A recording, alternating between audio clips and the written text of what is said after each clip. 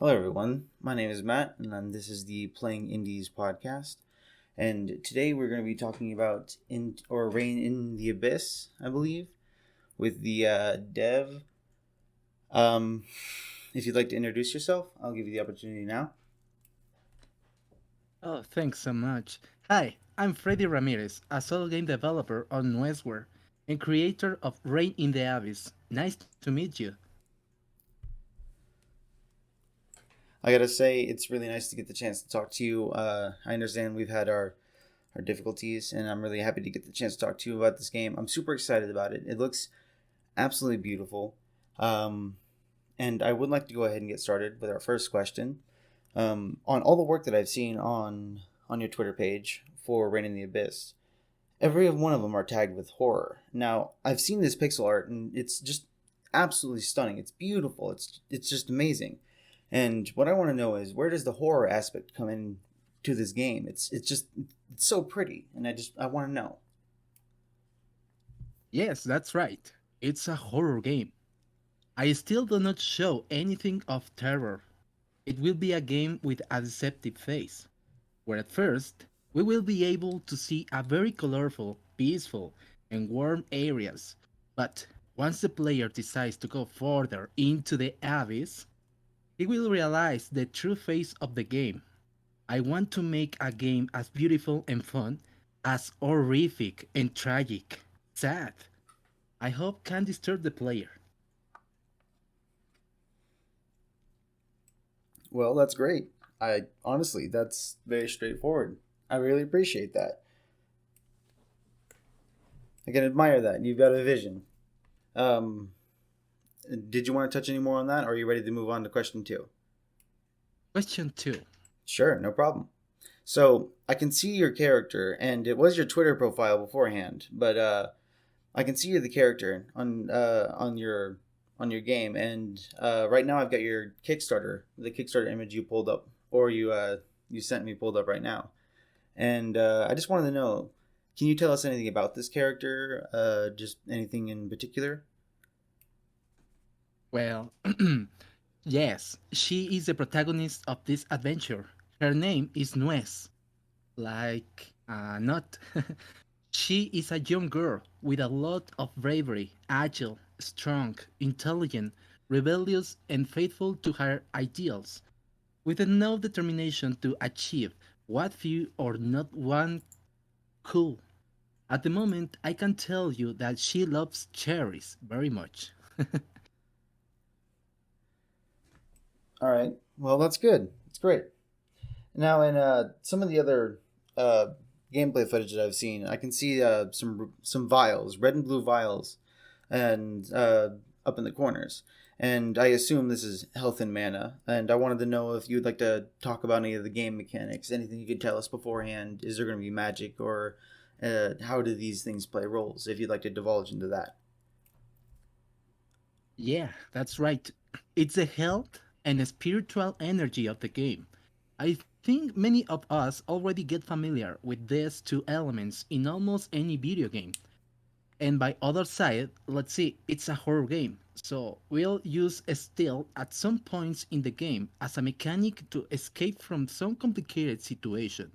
In addition to that, we can help in us crafting objects with resources found throughout the levels. It's also an action game like Metal Slug, so you have to shoot with the crossbow at different targets in a fast and dynamic way. This makes it an action game too. By the way, with her tail, we can be able to execute a melee attack at different enemies, making the game a hack and slash. All right. Yeah, that's great. I'm actually happy to hear that. A lot of diversity in your mechanics, leading to lots of different styles of gameplay. It's really nice. Now, I was reading on your Twitter beforehand. The inspiration for Rain in the Abyss is a game called Inside. Would you like to talk about the relationship between Inside and Rain in the Abyss? Well, that's a thought question. Since I've been inspired by a lot of games, I could mention some like Donkey Kong Country, Metal Slug, Metal Gear, Silent Hill, Inside, Bloodborne, and Conker's Bad Fur Day. My favorite game, by the way. In addition to that, I want to use Mexican mythology for some enemies and bosses. I like that. That's really nice.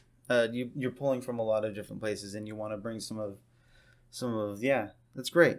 I really I can admire that. I'm looking forward to this. It seems like Rain in the Abyss is going to be a very nice experience. Now, oh, would you like to touch on something? No, no, no, no. All right. Now, I've seen that you've been solo deving this product or this project for about what is it? Almost 2 years now. About like what 18 months, right? That's very admirable. You know, that's worthy of praise. I've got to commend you. That's absolutely incredible. And Thanks. I've got to ask, what's the drive behind this passion? Well, I'm only on Westware. I've been working all aspect of the game for over a year, like pixel art, music, history, concepts, illustrations, code. Gosh, code.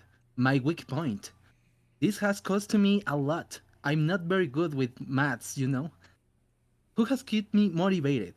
My daughter, my wife, my family, and the bad people. Show those people who tell you that you shouldn't make games. You can live from this. Better look for a real job. That really motivates me. How you can imagine. On the other hand, I'm very motivated by other games. All from my childhood, like Nintendo 64 as Banjo-Kazooie, Conker, Diddy Kong Racing, GoldenEye, and all those indies projects that I have seen achieve an incalculable success as Super Meat Boy, Braid, Pest, Blasphemous, Inside, etc. And force me to say, if they could, me too. That's great. That's great. That's a great answer. I really that's amazing. I actually don't think I've heard. That's a wonderful way to phrase it. Thank you. Thanks.